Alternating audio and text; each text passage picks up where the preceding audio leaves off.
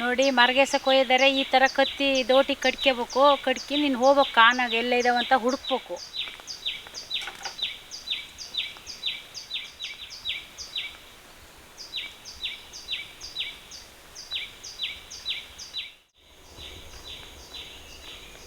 ಮರಗೆಸ ಅಂದರೆ ನೆಲಕಲ್ಲ ಇರೋದಿಲ್ಲ, ಮರದ ಮೇಲೆ ಐತದೆ, ಅಲ್ಲಿ ಐತದೆ. ನೋಡ್ಬೇಕು, ದೋಟೆ ಕೊಯ್ಬೇಕು ಈಗ.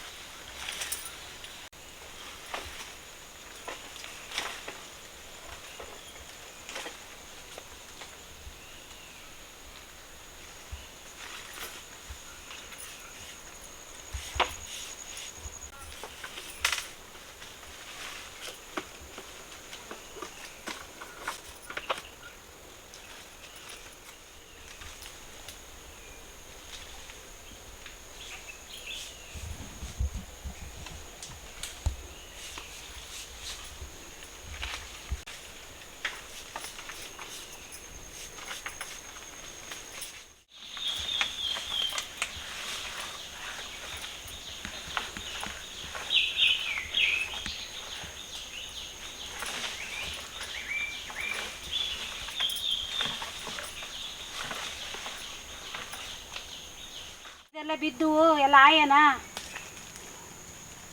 ಅಲ್ಲಿ ಇಲ್ಲಿ ಸಿಕ್ಕಿಬಿಟ್ಟ ಮರ್ನಾಗ.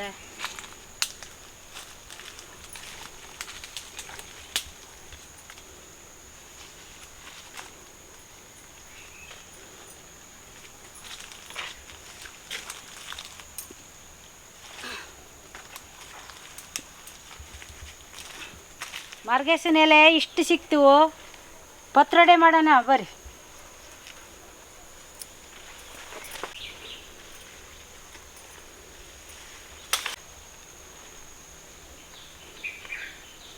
ಎಲ್ಲೆಲ್ಲಿ ಬಿದ್ದು ಹೋದು ನಾ ಕಾಡಾಗೆ.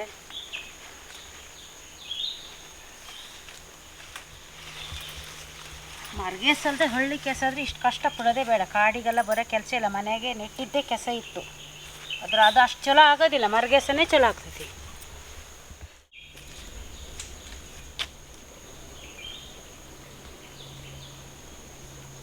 ನಮಸ್ಕಾರ ಸ್ನೇಹಿತರೆ, ಲಕ್ಷ್ಮಿ ವಿಲೇಜ್ ಕುಕಿಂಗಿಗೆ ಸ್ವಾಗತ. ನಾನು ಇವತ್ತು ಮರಗೆಸ ತಗೊಬಂದಿನಿ, ಪತ್ರೊಡೆ ಮಾಡೋಣ ಹೇಳಿ.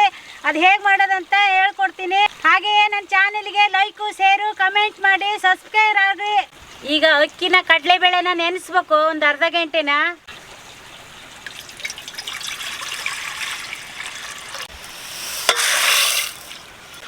ಎಲೆ ಎಲ್ಲ ಫಸ್ಟ್ ಕ್ಲೀನ್ ಮಾಡ್ಕೋಬೇಕು. ಮಳೆಗಾಲಲ್ಲ ಎಲ್ಲ ಹುಳ ಗೂಡು ಕಟ್ತಾವೆ. ಈ ದಂಟೇನು ಬೇಡ.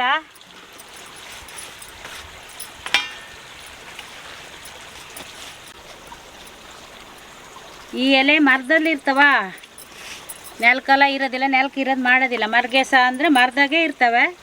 ನಾವು ಹುಡುಕಿ ಈಗ ಕೊಯ್ಕಿ ಬಂದೀನಿ. ಎಲ್ಲ ಕ್ಲೀನ್ ಮಾಡಿ ಫಸ್ಟು, ಆಮೇಲೆ ತೊಳ್ಕೊಬೇಕು.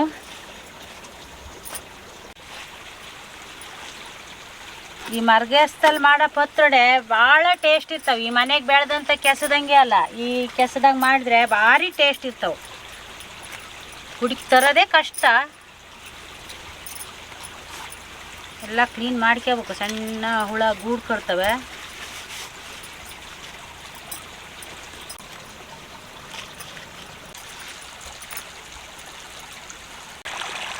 ನೀರಾಗಿ ಕ್ಲೀನ್ ಮಾಡ್ಕಿ ಬರೋಣ, ತೊಳೆದಲ್ಲ ಎಲೆನ ನೀರಾಗಿ ತೊಳ್ಕೊಬೇಕು.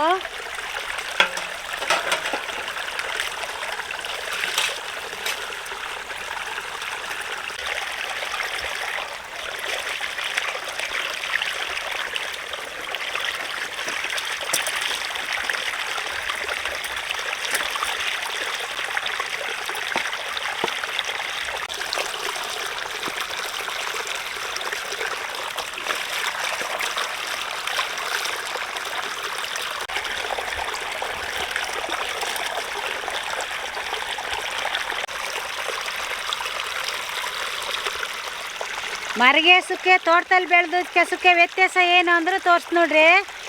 ಈ ತೋಟದಲ್ಲಿ ಬೆಳೆದ ಕೆಸಕ್ಕೆ ನೀರು ಹಿಡಿಯಲ್ಲ, ಈ ಮರದಲ್ಲಿ ಬೆಳೆದ ಕೆಸಕ್ಕೆ ನೀರು ಹಿಡಿತೈತೆ ನೋಡ್ರಿ.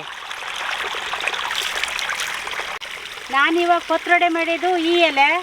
ನೋಡಿ ಕೆಳಗಡೆ ಎಲ್ಲ ಕೆಂಪುಗೈತಿ, ಮೇಲ್ಗಡೆ ಹಸಿರುಗೈತಿ. ಈಗ ಮಾಡಕ್ಕೆ ಹೋಗೋಣ ಬರ್ರಿ.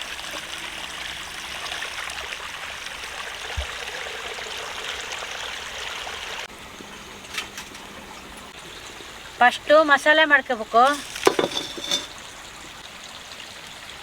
ಸ್ವಲ್ಪ ಎಣ್ಣೆ ಹಾಕ್ಕೋಬೇಕು. ಮಸಾಲೆಗೆ ಮೆಂತ್ಯ, ಜೀರಿಗೆ, ಉದ್ದಿನಬೇಳೆ, ಕೊತ್ತಂಬರಿ, ಮೆಣಸಿಕಾಯಿ ಇದಿಷ್ಟು ಹುರ್ಕೋಬೇಕು. ಮೆಂತ್ಯ ಫಸ್ಟ್ ಹುರಿಬೇಕು, ಇಲ್ಲಾಂದ್ರೆ ಸ್ವಲ್ಪ ಕೈಯ ಮೆಂತ್ಯ. ಉದ್ದಿನಬೇಳೆ, ಜೀರಿಗೆ, ಕೊತ್ತಂಬರಿ, ಮೆಣಸಿಕಾಯಿ.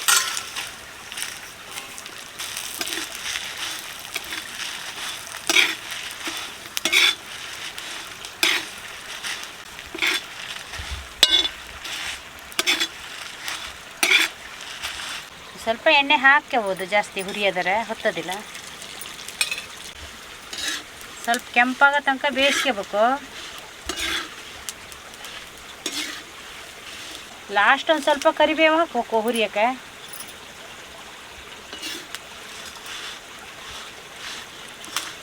ಒಂದು ಅರ್ಧ ಅಳಕೆ ಕಾಯಿ ಹಾಕ್ತೀನಿ.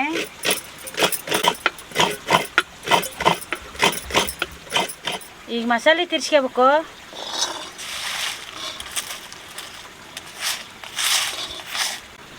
ಉಪ್ಪು, ಕಾಯಿ ಸುಳಿ, ಹುಳಿ ಸಿಪ್ಪೆ, ಅರಿಶಿನ ಪುಡಿ ಎಲ್ಲ ಸೇರಿ ಇದಕ್ಕೆ ತಿರ್ಸ್ಬೇಕು.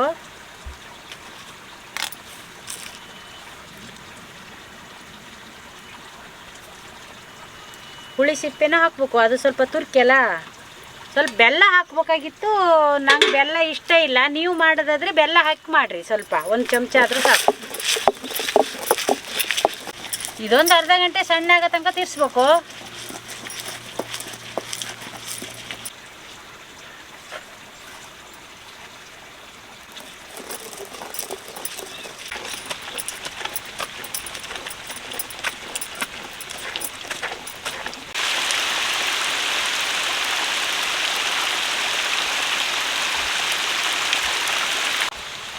ಅರ್ಧ ಗಂಟೆ ಮೊದಲು ನೆನೆಸಿಟ್ಟಿದ್ದು ಕಡಲೆಬೇಳೆ, ಅಕ್ಕಿ ಇದಕ್ಕೆ ಸೇರಿ ತಿರ್ಸ್ಬೇಕು.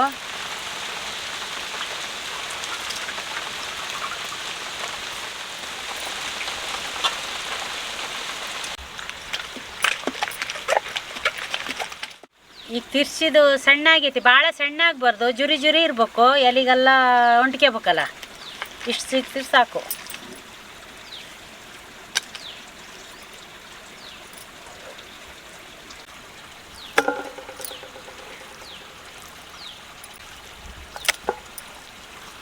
ಮಸಾಲೆಗೆ 2 ಉಳ್ಳಾಗಡ್ಡೆ ಹೆಚ್ಚಾಕ್ನೆ.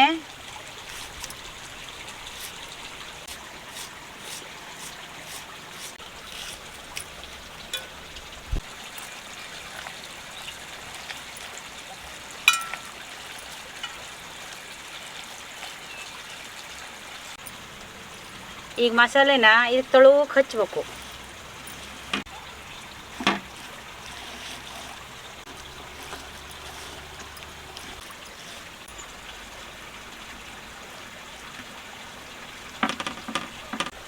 ಈ ಥರ ತೊಳುಕ್ಕೆ ಇಡೀ ಎಲೆಗೂ ಹಚ್ಬೇಕು. ಇದ್ರ ಮೇಲೆ ಮತ್ತೊಂದು ಎಲೆ ಹಾಕ್ಬೇಕು. ಈ ಎಲೆಗೂ ಅದೇ ರೀತಿ ಹಚ್ಬೇಕು.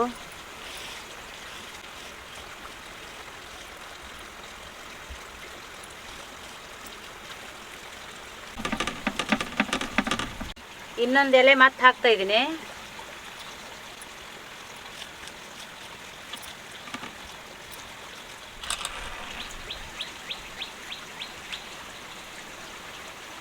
ಕಡೆ ಹಿಂಗೆ ಫೋಲ್ಡ್ ಮಾಡ್ಕೊಂಡು ಇದ್ರ ಮೇಲೆ ಹಿಂಗೆ ಸೋಚ್ಕೋಬೇಕು.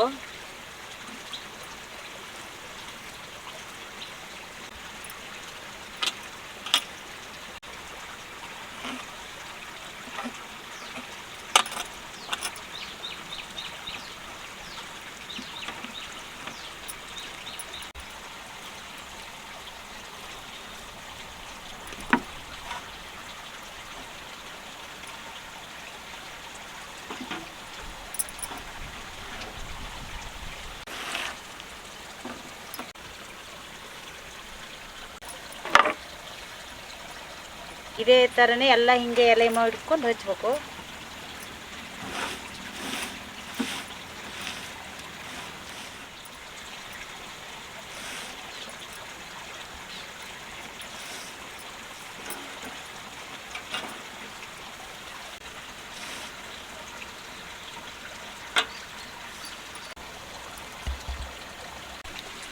ಇಡ್ಲಿ ಪಾತ್ರೆ ಇಟ್ಟಿನಿ, ಬೇಯಿಸ್ಕೋಬೇಕು.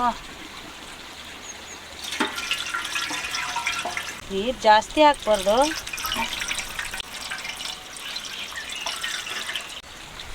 ಈಗ ನೀರು ಬಿಸಿ ಆಯ್ತು. ಈಗ ಸುತ್ತಿಟ್ಟಿದ್ದು ಇದನ್ನು ಹಾಕಿ ದಮ್ ಕೊಟ್ಬೇಕು.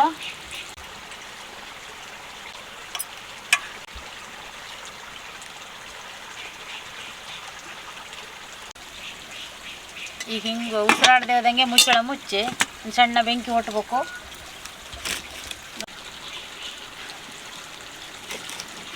ಒಂದು ತಾಸು ಬೇಯಬೇಕು. ಇದೇ ಥರ ಸಣ್ಣ ಬೆಂಕಿ ಇಟ್ಟು ಬೇಯಿಸ್ಬೇಕು. ಜಾಸ್ತಿ ಬೆಂಕಿ ಆಗ್ಬಿಟ್ರೆ ಒಳಗಡೆ ಹೊತ್ತಿ ಹೋಗ್ಬಿಡ್ತವೆ.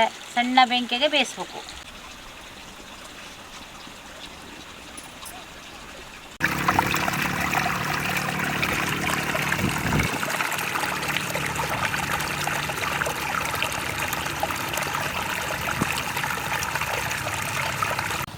ಈಗ ಬೆಂದಿದೆ, ತೆಗಿಬೇಕು.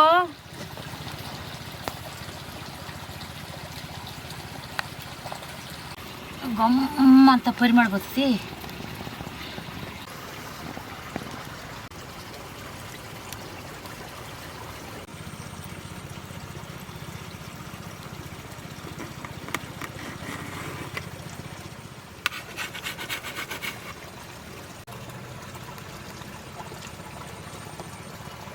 ಈ ಥರ ಸಣ್ಣ ಸಣ್ಣ ಪೀಸಾಗಿ ಕಟ್ ಮಾಡ್ಕೋಬೇಕು. ಇದನ್ನ ಸಣ್ಣ ಕಟ್ ಮಾಡಿನೇ. ಈಗ ಕೌಲಿ ಇಟ್ಟು ತವ ಫ್ರೈ ಮಾಡಬೇಕು.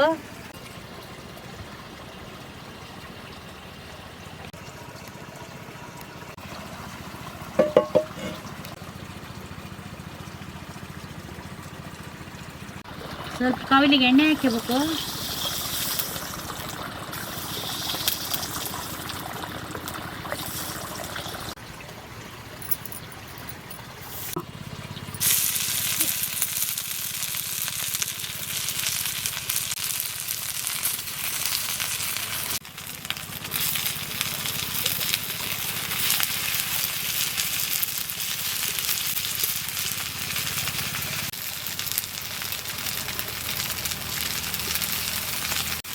ಮ್ಯಾಲೆ ಸ್ವಲ್ಪ ಎಣ್ಣೆ ಸೇರ್ಕೋಬೇಕು.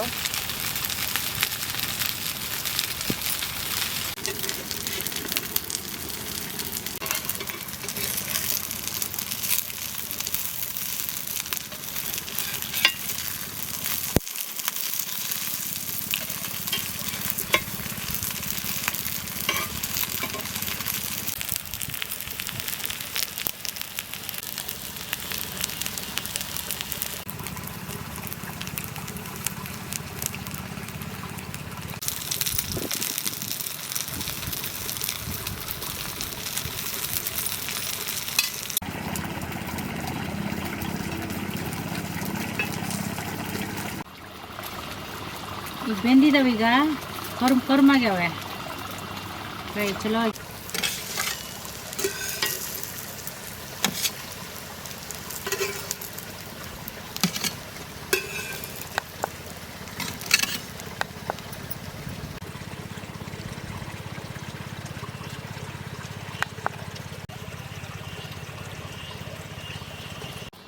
ಹಿಂಗೆ ಉಳ್ದವನು ಎಣ್ಣೆ ಹಾಕಿ ಬೇಯಿಸ್ಬೇಕು.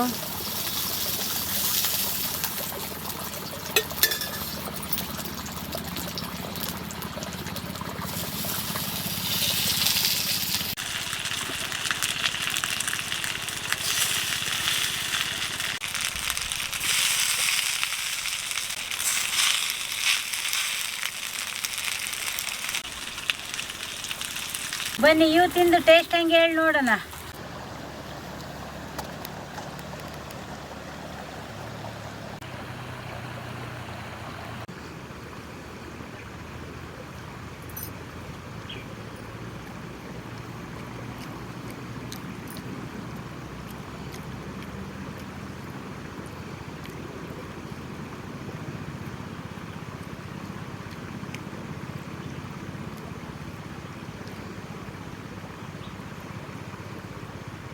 ಮರ್ಗೆಸ್ದಾಗ ಪತ್ರೊಡೆ ಮಾಡೀನಿ. ಸಖತ್ತಾಗೈತಿ.